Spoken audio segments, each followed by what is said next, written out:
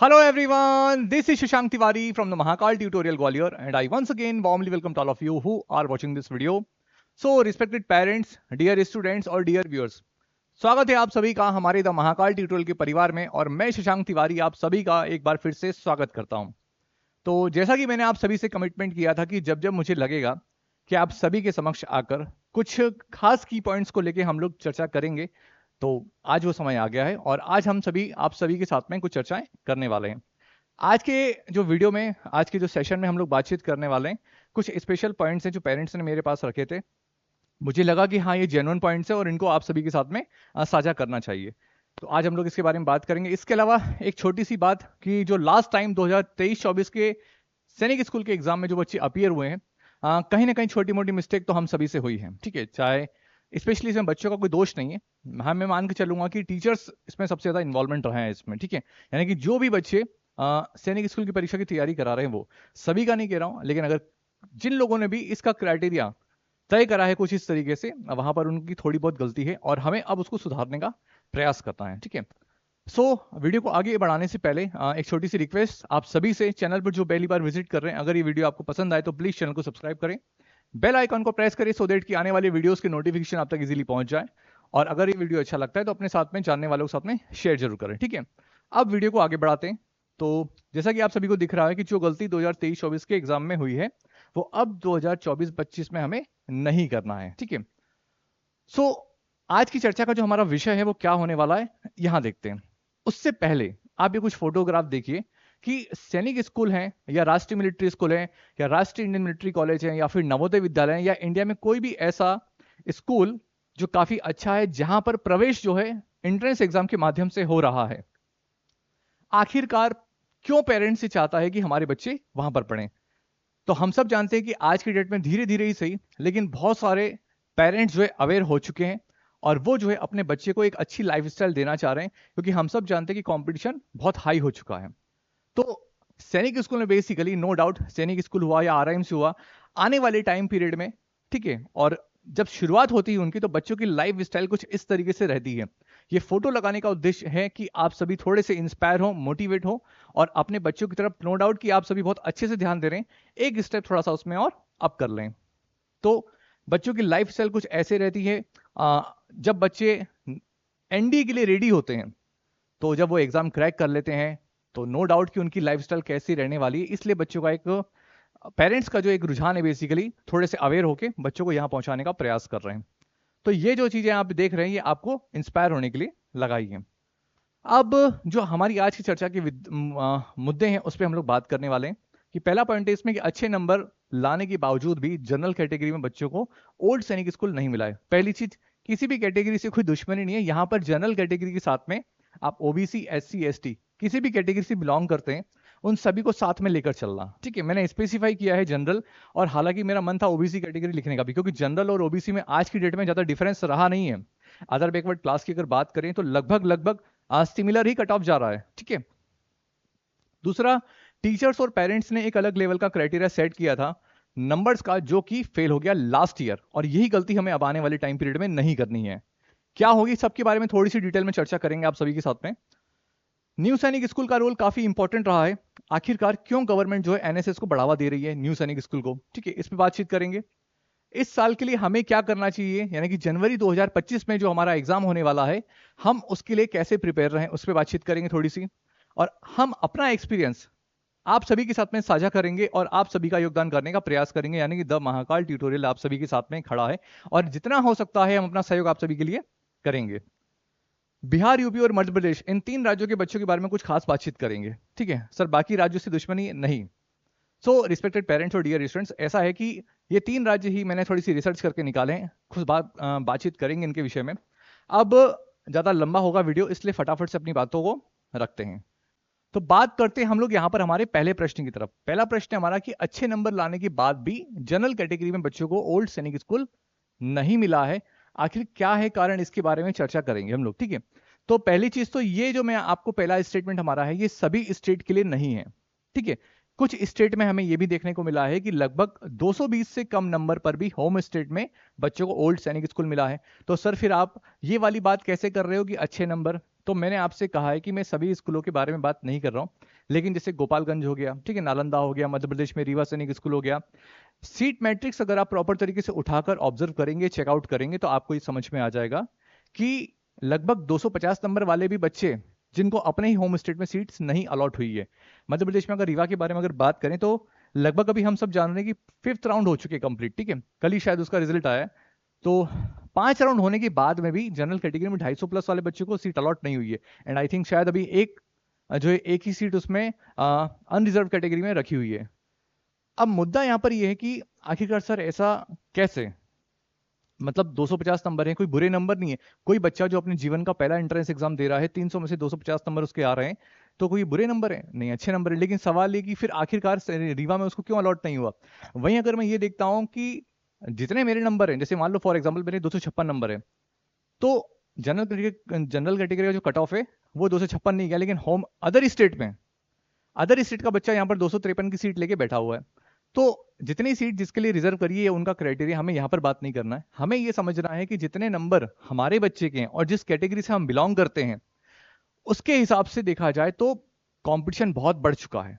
इसका कारण क्या है, तो उसको कनेक्ट करो आप इससे कि आखिरकार अच्छे नंबर के बावजूद भी सिलेक्शन क्यों नहीं मिल पा रहा है। स्पेशली कुछ खास बातचीत जो मैंने लास्ट में एक स्टेटमेंट कहा था कि बिहार, मध्य प्रदेश और यूपी के लिए बात करने वाले हैं, ठीक है, तो उसको आप कनेक्ट करते चलना। तो पहली चीज तो ये कि टीचर्स और पेरेंट्स ने एक अलग लेवल का क्राइटेरिया सेट किया था। यानी कि जनरली जब हम प्रिपरेशन कर रहे होते हैं तो पेरेंट्स कभी कभी क्या होता है, जैसे कि जो मॉक टेस्ट की प्रक्रिया होती है जो कि बहुत जरूरी होती है, और एग्जाम से 3 महीने पहले यानी कि पूरा सिलेबस आपका एक बार कंप्लीट हो जाए उसके बाद आप मॉक टेस्ट लगाना शुरू करें। तो उस टाइम पीरियड पर जो बच्चों के नंबर आते हैं, जो हम एक्सेल शीट में उसको डालते हैं और एक ग्राफ जो बनता है बच्चे का कि आखिरकार इसका पिछले 3-4 मॉक टेस्ट से फिर 5-6 मॉक टेस्ट में 7-8 मॉक टेस्ट में क्या रिस्पॉन्स रह रहा है, तो उसके हिसाब से टीचर्स भी बोलता है कि यार देखो 60 टेस्ट लेने के बाद बच्चे के इतने नंबर आ रहे हैं, तो अब इससे ज्यादा इसका ग्राफ बढ़ नहीं रहा है। तो उसको थोड़ा सा पुशअप कैसे किया जाए कि मान लो अगर 220 नंबर वो एक ऑन एन एवरेज लेके आ रहा है मॉक टेस्ट में, उसको बोला जा रहा है कि आप कम से कम मेरे बच्चों 245 तो ले ही आओ अगर आप ओबीसी या एससी कैटेगरी में हैं तो डेफिनेटली यार फिर वो बच्चे के माइंड में पता है कहीं से भी 300 तक की बात पहुंचेगी ही नहीं। वो बच्चा अपना टारगेट कहां तक बिठाएगा, केवल 245 तक। जिस बच्चे ने 245 तक का टारगेट सेट किया है और जिन टीचर्स ने भी करा है, ठीक है, देखो टीचर यहां पर ब्लेमिंग वाली बात नहीं है, कभी कभी होता है टीचर्स अच्छे के लिए प्लान कर रहे होते हैं, ठीक है, लेकिन कहीं ना कहीं ये इस बार एक लूप फॉल नजर आ गया। हम लोगों ने बच्चे को एक क्राइटेरिया डिसाइड करके दे दिया आपको इतना ही लाना, यानी कि कहीं ना कहीं हमने उसके 55 नंबर वैसे ही छोड़ दिए। तो ये एक बड़ा लूप फॉल है जो हमसे मिस्टेक हुई है। इस साल हमें क्या करना है, सीधी बात है, हम बच्चे को 300 में से 300 के लिए तैयार रखें। और हर साल बहुत सारे टीचर्स ऐसे ही करते हैं, नो डाउट। 300 में से 300 का अगर आप प्लान करके चलेंगे तो देखो आप सभी के 10 नंबर तो लगभग लगभग कटने ही है, ठीक है सर, ऐसा नहीं है, लगभग 290 प्लस भी लेके आते हैं। हाँ देखो, मैथ्स में बच्चा full out of full number लेके आता है, रीजनिंग में बच्चा फुल आउट ऑफ फुल लेके आएगा, इवन इंग्लिश भी ऐसा है, शायद वहां पर एक नंबर गुंजाइश बनती है, अदरवाइज वो भी 48 नंबर तक बच्चे लेके आते हैं।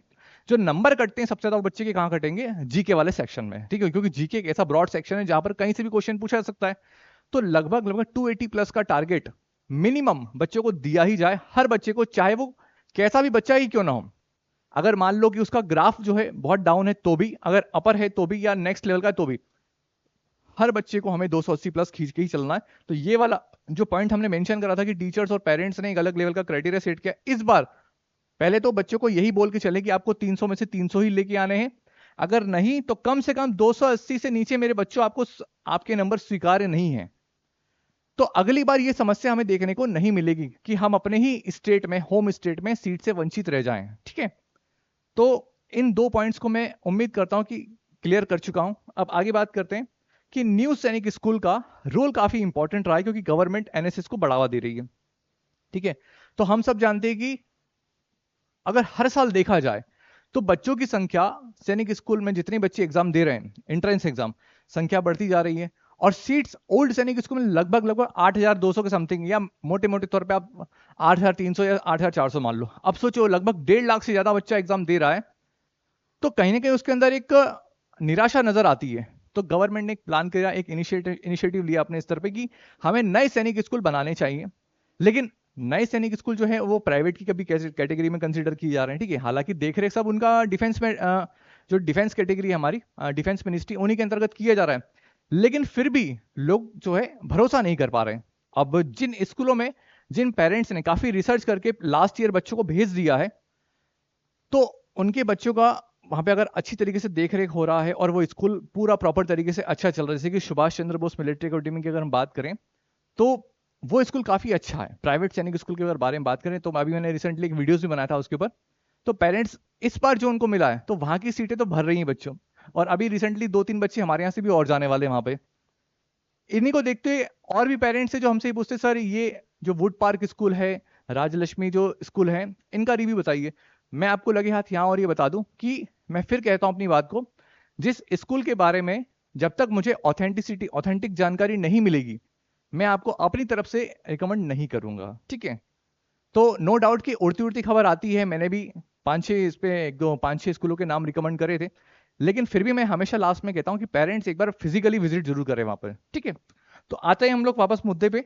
तो न्यू सैनिक स्कूल का जो रोल है काफी इंपॉर्टेंट रहा है, क्योंकि गवर्नमेंट को थोड़ा सा ये एहसास हुआ है कि बच्चों को ज्यादा से ज्यादा वहां पर भेजना चाहिए, तो हमें नए स्कूलों को निर्माण करना चाहिए। हालांकि बहुत सारे इसमें इंटेलेक्चुअल्स अपना अपना माइंड बताते हैं कि नहीं यार, गवर्नमेंट के पास में फंड जाएगा और फंड के साथ में बहुत सारी चीजें ऐसी होंगी कि इससे गवर्नमेंट को फायदा होगा, और जो नए सैनिक स्कूल खोले जा रहे हैं उनका संचालन जो है ओल्ड सैनिक स्कूल की भांति नहीं किया जा रहा है।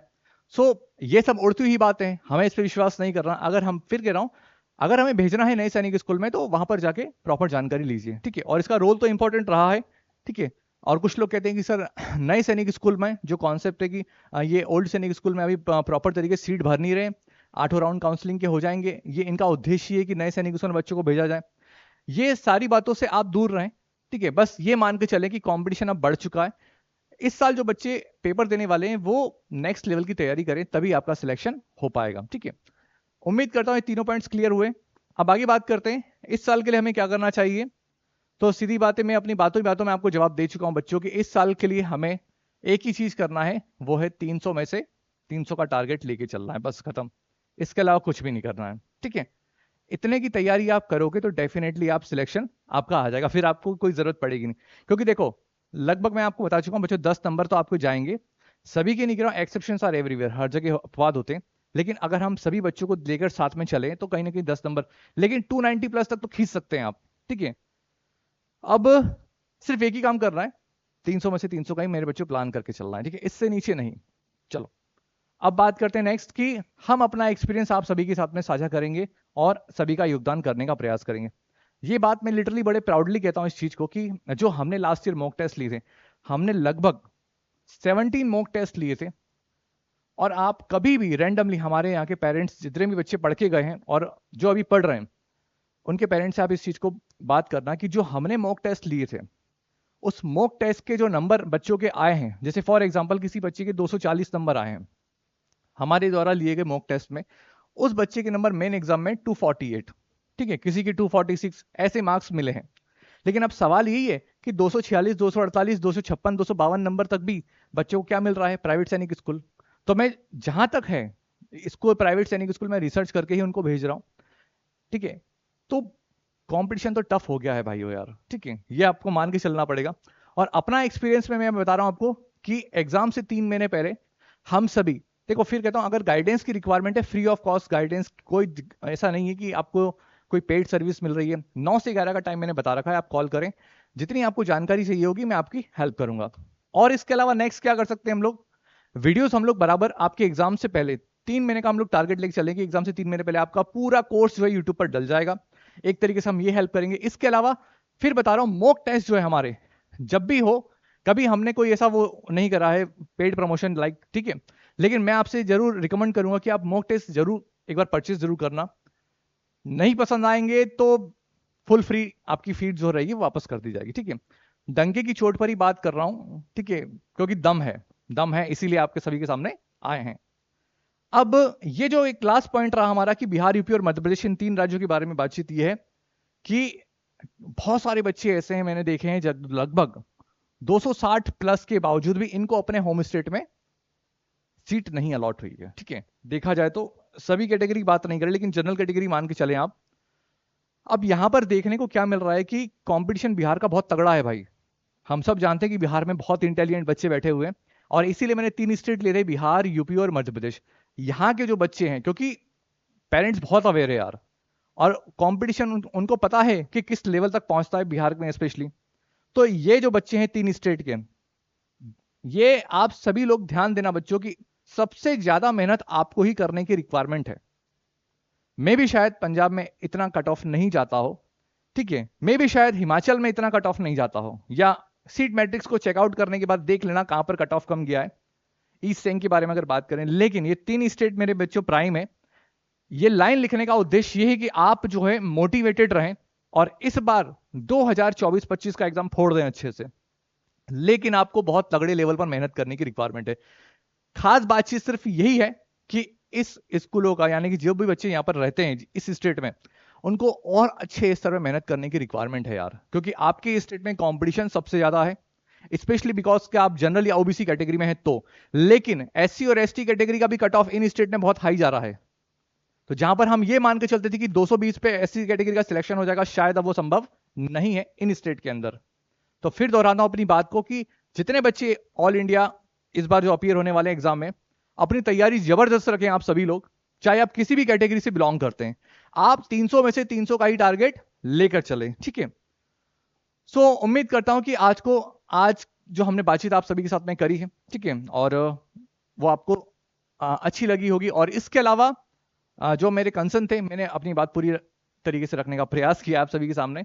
और लास्ट में कुछ है, ओके, थैंक यू वाली स्लाइड से। लेकिन थैंक यू वाली स्लाइड से पहले एक बार फिर से अपनी बात कहूंगा कि अगर वीडियो अच्छा लगे तो प्लीज अपने जानने वालों के साथ में शेयर करें और सब्सक्राइब जरूर करें, ठीक है। Till then stay safe, keep in touch. Thank you very much.